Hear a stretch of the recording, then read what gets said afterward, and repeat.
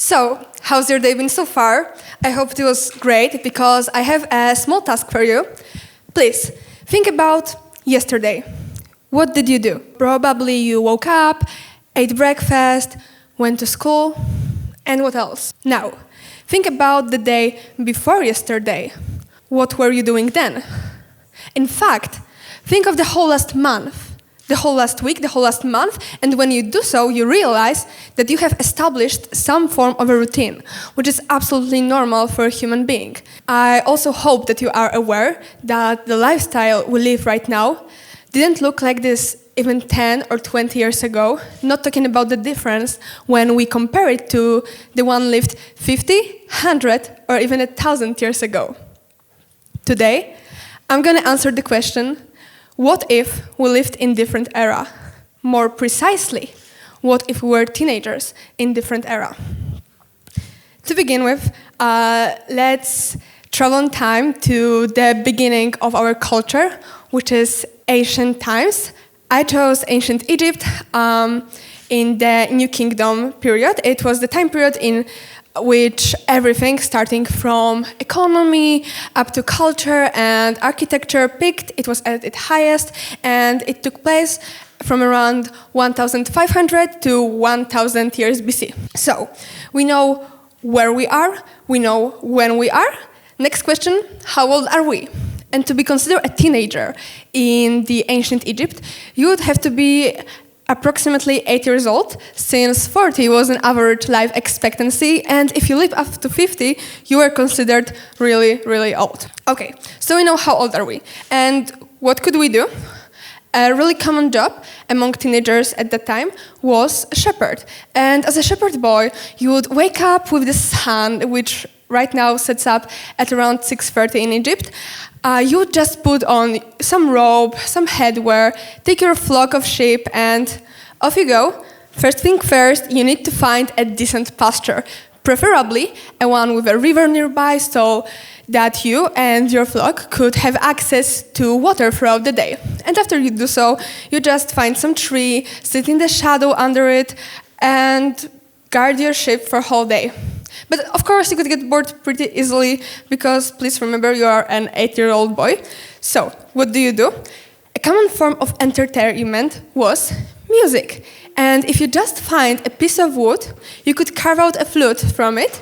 And well, it wasn't a professional instrument, but it was enough to satisfy you. And after a whole day of just playing on your flute and guarding the flock, you would return back home and remember to do it before the sun sets down, because you don't want to be caught up in the dark with ghosts, do you?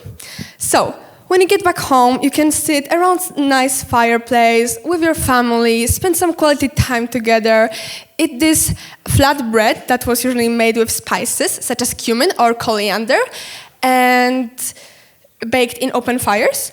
And after that, when you feel tired, you feel sleepy, you just stand up and move a few meters away, lay down on the ground, and go to sleep.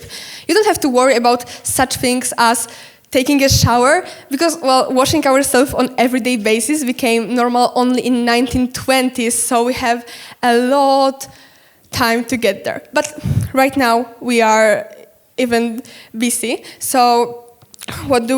We go to sleep, and, well, this whole routine may sound as an idyll to some of you, a perfect cottagecore dream. However, I'm sorry that I have to ruin this fantasy, because actually you would die young, either from some untreatable disease or hunger. So maybe that's why we would leave this perfect, imperfect world behind us and step into next historic period, which is, yeah, you guessed it right, basic history, Middle Ages. And I cannot talk about Middle Ages without mentioning such glorious country as the Holy Roman Empire of German nation was, known also as First German Reich. It was, in my opinion, very important, so that's where we are right now. We are in 13th century Germany, and for example, we could be a servant at a castle. And what would we do as such servant? We will wake up among the rest of the staff, and first thing first, we need to light up fire in master's bedroom, because it's December right now, so we want to keep them warm. And Then we would basically do some castle chores, such as cleaning, cooking, shopping, basically assisting the lord and the lady throughout the whole day. And when do we have fun? In the evening, when we throw out a feast. And you may think, well, why were the feasts so popular back in medieval period? The answer is simple. Back then, it was considered normal to only eat 2 meals per day. And if you ate more, you were either a really hard-working person, and I'm talking manual labor, such as coal mining, or sick, or you were just fat/lazy. There's no other option. So if like half of food that you consume throughout the whole day would be this one feast, I would want to prepare it to be a perfect one. And how do we do it? We bake a lot. We need to bake a lot of pies that were usually stuffed with meat, vegetables, fruit, everything there is. A lot of bread, milk. We put everything on that table. And after this splendid evening, we are servants, so of course we don't do all the dancing and eating stuff. However, from living in a castle, we earn 2 really important privileges. One is the fact that we can feast on the leftovers, which is, for example, meat. And if you're living in some village as some peasant, you definitely couldn't eat meat on everyday basis. And the second privilege, we didn't freeze to death, which is really important in winter, that we have constant access to warmth. But let's get back to our routine. After the feast, we want to go to sleep, and we don't have to worry about such thing as brushing our teeth, because, well, they will fall out by the age of 35, so why bother? And maybe with this optimistic fun fact, we could leave this so-called, for a reason, dark ages behind us and step into some light. Now, next time period, as you all know, Renaissance. And I cannot talk about Renaissance without mentioning the heart of it, which was Italy, Florence. Now, 3 quick fun facts to get you to know better this era. First of all, pretty obvious discovery of America, which brought us back not only the knowledge of a whole other continent existing, but also plants such as potatoes, tomatoes, corn and pepper, which will later on gain their significance. However, right now we are back in Italy, and thing number 2, there is this man named Bartolomeo Platina, and he is an Italian writer and librarian, and he created a first ever printed cookbook with the title De Honeste Voluptate et Valetudine, which we can roughly translate to On Honest Indulgence and Good Health. And thing number 3, coming back to Florence, where our action is set in, Florentine merchants, they put a whole lot of money in establishing culinary schools. For the first time in history, we can observe increasing interest in cuisine, which I personally find fascinating. But let's get back to our routine. How would our life look like? So, teenager, in Renaissance, we would probably end up doing whatever our parents did. So, living in a city, for example, if our dad was a craftsman, let's say shoemaker, that's probably what we will be doing too. So after we wake up, we would wash, trim, tan the skin, stitch it, attach a sole, which was usually made from cattle leather, the thickest one, and take measurements, serve clients. Throughout the whole day, just work manually. But of course, first thing, we would get tired, and secondly, would get bored. Because remember, we are teenagers, and as much as we really love our families, we would rather hang out with peers. So what do? We go to a tavern to drink some wine, to eat ribollita, which was this Florentine traditional thick soup that was very nutritious. It was made once a week and reheated ever since. And after this fantastic evening, we turn back home, and we don't have to bother with things such as doing your homework, studying for a test, reading a book for a class, because we can't read. So that's not a problem at all, right? And now you may think, okay, it's Renaissance. Of course there wasn't public school system yet, which brings us to my next question. When did public school system become public? And you would guess that, okay, maybe if we move another 300 years, we could get there. So let's do it. And from the 16th century Italy, let's move to the 19th, even late 19th century Poland. And you would think, okay, late 19th century, country in Europe. For sure, there was public education. And if you think so, you are incorrect.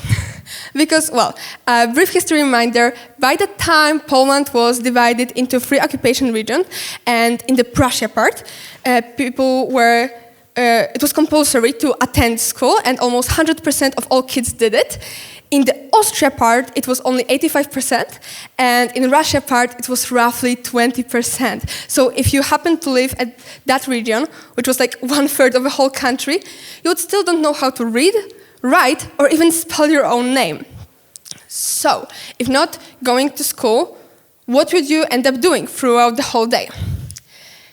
Let's get into it. First thing first, if you live in 19th century Poland, you are probably a Catholic, so what wakes you up are the church bells ringing. And it's December before Christmas, so the first week in the morning, you go to Advent Dawn Mass.